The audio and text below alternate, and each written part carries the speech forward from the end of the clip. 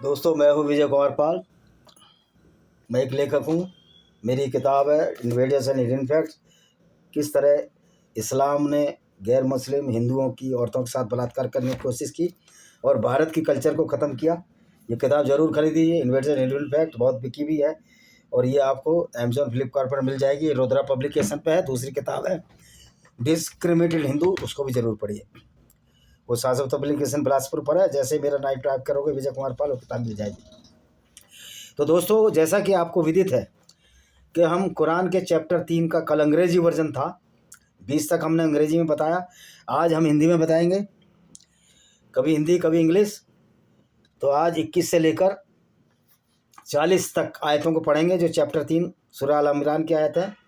तो पहली 21वीं आयत कब पढ़ते हैं और ये बताएंगे कि किस तरह इस्लाम नफ़रत फैलाता है, किस तरह मूर्खता का प्रतीक है। कुरान की आयतें जो मोहम्मद ने झूठे अल्लाह के नाम से उतारी और लोगों को बेवकूफ़ बनाया और लोगों को लुटवाया इन्हीं आयतों के आधार पर, यानी कि फुल टू फुल गुंडागर्दी, डिक्टेटरशिप इन कुरान की झूठी आयतों पर की। बेशक जो लोग अल्लाह की आयतों से इनकार करते हैं, ये 21वीं आयत है, और नाक पैगंबरों को कत्ल करते हैं, उन लोगों भी कत्ल करते हैं जो उन्हें इंसाफ करने का हुक्म देते हैं, तो ये रसूल तुम उन लोगों को दर्दनाक अजाब की खुशखबरी दे दो। यह कह रहा है जो खुदा की आयतों से इनकार करते हैं, यानी अल्लाह की आयतों से इनकार करते हैं और पैगंबरों को कत्ल करते हैं, यानी पैगंबरों को मार देते हैं। तो मोहम्मद को खुद डरता ना ये कत्ल हो जाएगा, जिस तरह झूठ बोलता था। तो अल्लाह उनके खिलाफ दर्दनाक अजाब देगा। तो भाई ये पैगंबर तो खुद कातिल था। पैगंबर तो खुद औरतों को कत्ल कर दवाता था। पैगंबर ने तो औरतें भी कत्ल कराई। तो अल्लाह इस पैगंबर को क्यों बख्श रहा है? क्योंकि अल्लाह मोहम्मद का नौकर है।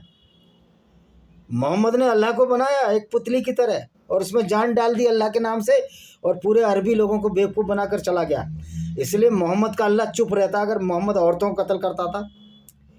अगर कोई बोलेगा कौन सी औरत कत्ल की, तो ध्यान रखना, फिर मैं वो वीडियो डाल दूंगा, मुझे तो एक सब्जेक्ट मिल जाएगा। तो ये है अल्लाह खुद कत्ल कराता है। लेकिन अगर कोई पैगंबर को, अब ये बताओ मोहम्मद ने दुनिया कत्ल की तो मोहम्मद को कत्ल करने में क्या बुराई थी?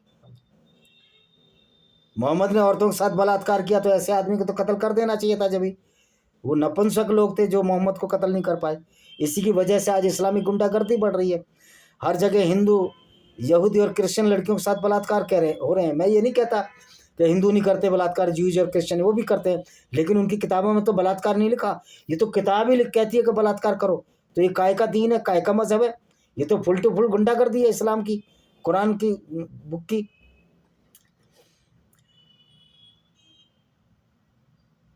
यानी वही बदनसीब लोग हैं जिनका सारा किया दुनिया और आखिरत दोनों में अकारत गया, उनका कोई मददगार नहीं। दुनिया के बाद कोई ज़िंदगी नहीं है। ये मूर्ख बना गया मोहम्मद। अब मुसलमानों तुम मत मूर्ख बनो, जो हो गया सो हो गया। अब आगे मूर्ख मत बनो, इस्लाम छोड़ो। अच्छा ही, कोई ज़रूरत नहीं, कोई धर्म मानने की कोई आवश्यकता नहीं आपको।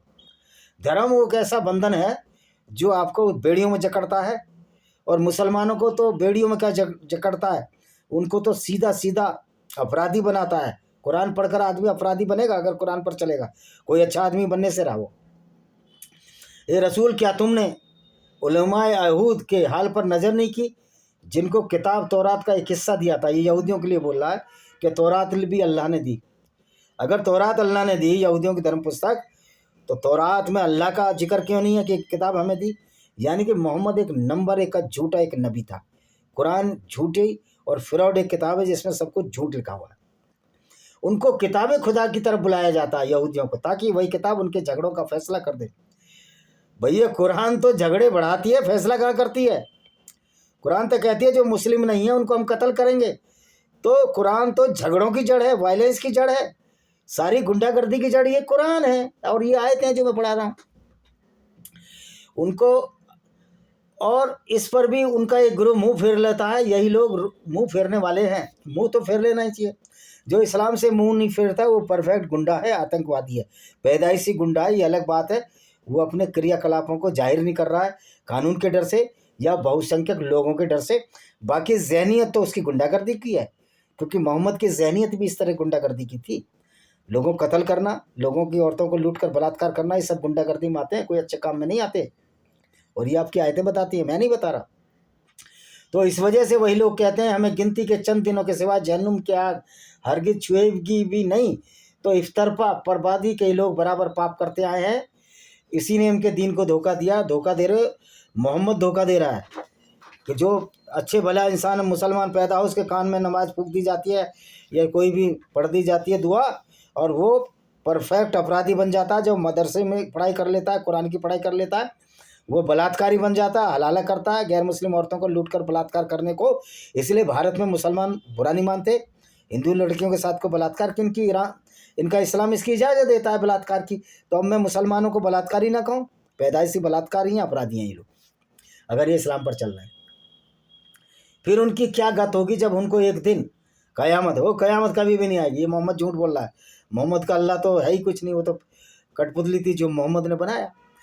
जिनके आने से कोई सुबह इकट्ठा नहीं करेंगे और हर शख्स उनके किए का पूरा पूरा बदला लिया जाएगा। उनकी इस तरह हल तक के ये मोहम्मद बेवकूफ़ बनाता था लोगों को अल्लाह के नाम पर, क्योंकि मोहम्मद का पैसा ही लूटना था। और जितना ये बेवकूफ़ बनाता था लोग इसके पाले में चले आते थे और उनको लालच ही औरतों का, धन का, और लोगों को कहता कत्ल करो, जब कत्ल करोगे उनकी औरतें लूटोगे। तो ये पूरा गैंग था, अपराधियों का गैंग था जो मोहम्मद ने बनाया। और इसको मानने वाला अगर कुरान पर चलता है वो सर्टिफाइड जन्मजात अपराधी है। अगर वैसे भी काम करेगा तो जेल में जा ही रहे हैं। आज मुसलमान जेल में क्यों जा रहे हैं? कि कुरान उनको अपराध की तरफ ले जाती है, इसलिए गंदी किताब है, ये गलीज और फिल्दी किताब है। इसको कहते हैं कुरान पाक। ये पाक पवित्र किताब है जो बलात्कार के लिए लोगों को उकसाए। अगर ये पाक है फिर नापाक क्या है? यानी मुसलमान समझता ही नहीं, उसका तो बेचारे का ब्रेन वॉश हो चुका है। मुझको तो दया आती है, कितना मूर्ख बना गया मोहम्मद, अब इस मूर्खता को मान रहे हैं। हम तो मनुस्मृति पर भी टिप्पणी कर रहे हैं, वीडियो बना रहे हैं कि जो गलत है सो गलत, जो सही है सो सही। लेकिन मुसलमान खाता ना वही जो लुटेरे और बलात्कार और हत्या करने को कुरान के वैसे ही ये सब नहीं चलता है। कानून का राज है और अल्लाह के डंडे से ज़्यादा कानून का डंडा है और काफिरों की तोपें हैं। अल्लाह तो निकम्मा है, मुसलमानों को निकम्मा बनाता है, बेजार बनाता है और उनको गफलत में डालता है, क्योंकि ये अल्लाह का कलाम नहीं है, ये मोहम्मद का कलाम है। और मोहम्मद जितना पढ़ा लिखा था मूर्ख बनाकर चला गया। आज वो ज़माना नहीं है। हे रसूल तुम तो ये दुआ मांगो, खुद तमाम आलम के मालिक तुम ही है, चाहे सल्तनत दे और जिसे चाहे सल्तनत छीन ले, और तू ही चाहे जिसे इज्जत दे और जिसे जिल्लत दे। हर तरह की भलाई तेरे हाथ में, बेशक तू हर चीज़ पर कादिर है, यानी पावरफुल है। देखिए अल्लाह के हाथ में भलाई नहीं है, अल्लाह तो खुद बदनाम है। तो अल्लाह की तो कोई इज्जत ही नहीं है तो दूसरों को क्या इज्जत देगा? मोहम्मद की तो कोई इज्जत ही नहीं थी, क्योंकि कोई लुटेरे और बलात्कारी की इज्जत और कातिल की इज्जत कोई शरीफ आदमी तो कर नहीं सकता। ये वो मुसलमान ही कर सकते हैं जो इस तरह की हरकतें करते हैं। इसलिए गाय भगाई हरकतें करते हैं। आज मुसलमान जेल में इसलिए ज़्यादा है कि इनको एक ऐसी किताब पकड़ा गई उल्लू की लकड़ी मोहम्मद ने, जिसके चक्कर में ये अपराधी बन रहे हैं।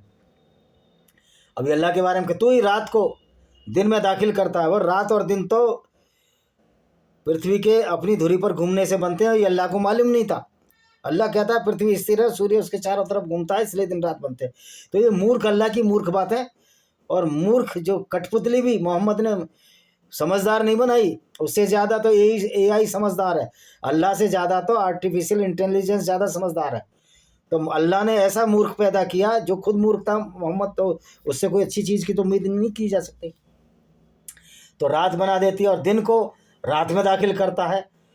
फिर तू ही अंडा नुतफ़े के जानदार अंडे से जानदार को पैदा करता है। जब अंडे से जानदार को पैदा करता है तो ये विज्ञान ने प्रूव कर दिया है कि ये नर और मादा के स्पर्म से और ओवम में जो ओवम बनता है और जो फर्टिलाइजेशन होता है उससे अंडा पैदा होता है। अल्लाह की तो औकात ही नहीं है कुछ पैदा करने की। अल्लाह तो खुद ही पैदा नहीं हुआ तो दूसरों को क्या पैदा करेगा?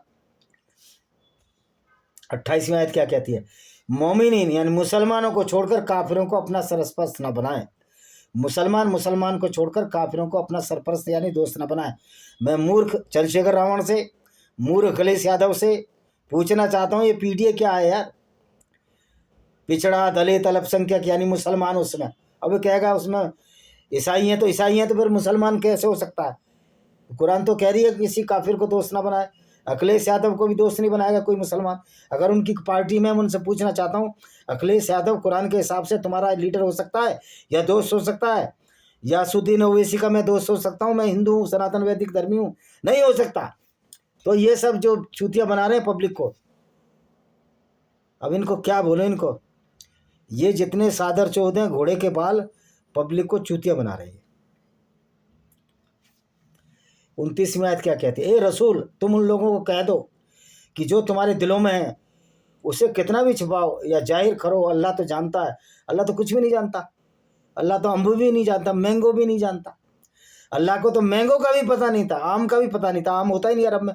अल्लाह सिर्फ खजूर के बारे में जानता है, क्योंकि मोहम्मद भी इतना ही जानता था और अरबी भी इतना ही जानते थे। तो अल्लाह का ज्ञान मोहम्मद के ज्ञान से भी कम है, क्योंकि अल्लाह बेचारा तो 40 साल मोहम्मद से छोटा है। जब मोहम्मद 40 साल का हो गया, जब अल्लाह बनाया मोहम्मद ने, और लोगों को चूतिया बनाकर चला गया यहाँ से। जो कुछ आसमानों में जब कोई अल्लाह किसी चीज़ पर कादिर नहीं है। अल्लाह है ही नहीं। अल्लाह पे तो हम कादिर हैं। हमने साबित कर दिया अल्लाह कोई नहीं है।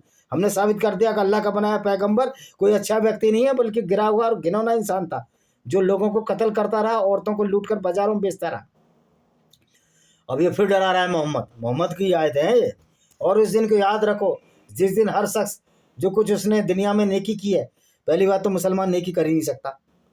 जब ये मानेगा कि इस्लाम लोगों को कत्ल करने के लिए कहता है, गैर मुस्लिम औरतों को लूट कर बलात्कार के लिए कहता है, तो इस्लाम में नेकी नाम की कोई चीज़ है ही नहीं। और जो कुछ बुराई है, बुराई सारी है इस्लाम में। और जो मौजूद पाएगा आरजू करेगा काश उसकी ओर बदी, और उसके दरमियान जमाने दराज हायल हो जाएगा। खुदा अपने तुमको अपने से डराता, खुदा अपने बंदों पर बड़ा शरीफ मेहरबान है। हाँ, खुदा तो अल्लाह जो है मेहरबान है ही। अल्लाह बहुत मेहरबान इसलिए है कि वो सीधी छीट दे रही है मुसलमानों को कि काफिले लूटो, मोहम्मद को छूट दी, बलात्कार करो, औरतों को बाजारों में बेचो। ये तो कल की वीडियो में मैंने बताया, इसी चैनल पर आप देख लेना। तो दोस्तों फिर 32वीं आयत क्या कहती है? और कह दो खुदा और रसूल की फरमादारी करो। खुदा रसूल मोहम्मद की फरमादारी करो। भाई हमसे अगर मोहम्मद आज भी होता, हम लड़के मर जाते उससे। लेकिन बलात्कारी को, कातिल और लुटेरे को, झूठे को हम कभी भी अपना नबी नहीं मानते, क्योंकि जो मुसलमान अपने मोहम्मद की शिक्षा पर चलता है वो बलात्कारी भी हो सकता है, वो कातिल भी हो सकता है, उससे गिरा इंसान कोई हो ही नहीं सकता। कि मोहम्मद ने जो इंसानों को जो तरबियत, जो शिक्षा दी है, जो सुन्नत दी है, उससे आदमी गुंडा पैदा होगा, अच्छा पैदा ही नहीं होता। बेशक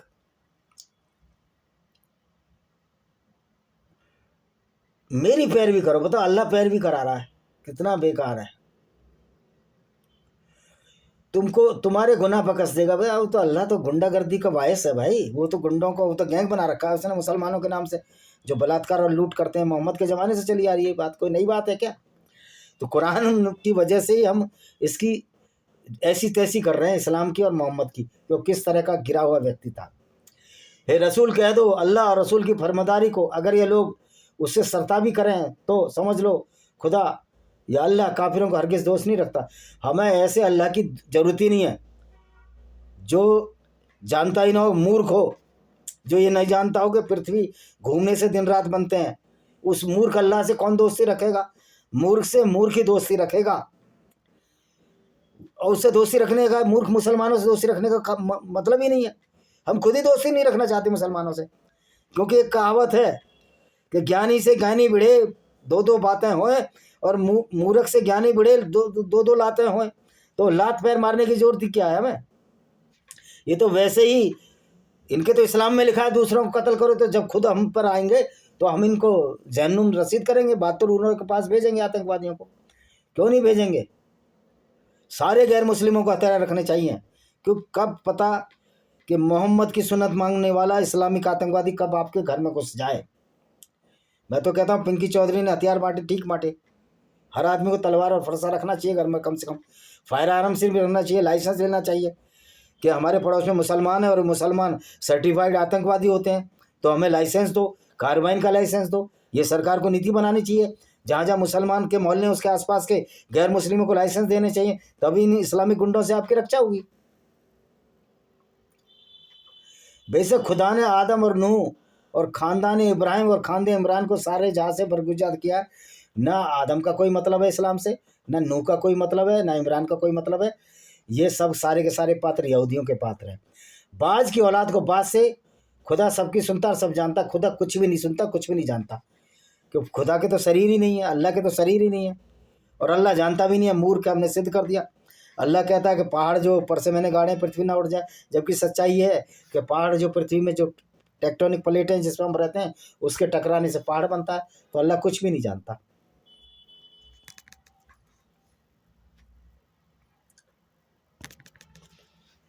ए रसूल, उस वक्त याद करो जब इमरान की बीवी ने अर्ज की कि मेरे पालने वाले को मेरे पेट में जो बच्चा है उसको मैं दुनिया के काम से आज़ाद कर तेरी नज़र करती हूँ, तू मेरी तरफ से भी कबूल फरमा। पहली बात तो इमरान की बीवी, इमरान था ही नहीं, कोई कैरेक्टर ही नहीं है, वो इस्लाम का नहीं, यहूदियों का कैरेक्टर है। उसके बाद फिर जब उसकी बेटी जन चुकी तो हैरत से कहने लगी, हे मेरे परवरदिगार, मैं क्या करूं, मैं तो लड़की जनी हूं और लड़की लड़के का ऐसा गया गुजरा नहीं होता। हालांकि उसे कहने की ज़रूरत क्या थी, जो वो जनी थी खुदा से खूब वाफिक था, उसका नाम मरियम रखा और मैं उसको उसके औलाद को शैतान मरदूद के फरेब से पनाह देती हूँ। देखिए मरियम है मैरी, वर्जिन मैरी, उसका इस्लाम से कोई मतलब नहीं है। तो इस आयत का, कुरान की आयत का भी, इस कुरान, ये जो कुरान की आयत है इसका कोई भी ना मरियम से मतलब है। ये एक फ्रॉड आयत है जो मोहम्मद ने ये दिखाने के लिए जड़ी कि इस्लाम बहुत पुराना है, यहूदियों से पुराना है, लेकिन यहीं वो धोखा खा गया मोहम्मद। तो उसके परवरदिगार मरियम को खुशी से कबूल फरमा और उसे नसो नुसा अरवज अच्छी तरह कर और जकारिया को उसका कफील बनाया। अब जकारिया कौन है? ये जकारिया ये यहूदियों का है, तो उसका कफील बनाया, उसका मालिक बना दिया जकारिया को। तो ये आयत सारी इसने मोहम्मद ने चोरी की है कुरान से, उससे, यहूदियों की धर्म पुस्तक से और बाइबल से।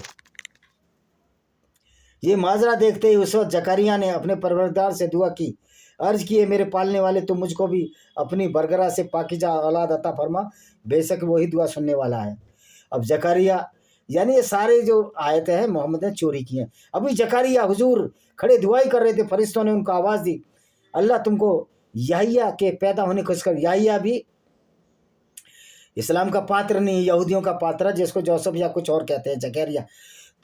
तो कलेमुल्ला ईसा की जब तस्दीक करेगा, यानी कलेमुल्ला अल्लाह का बेटा ईसा तो है ही नहीं इस्लाम का, वो तो जीसस है।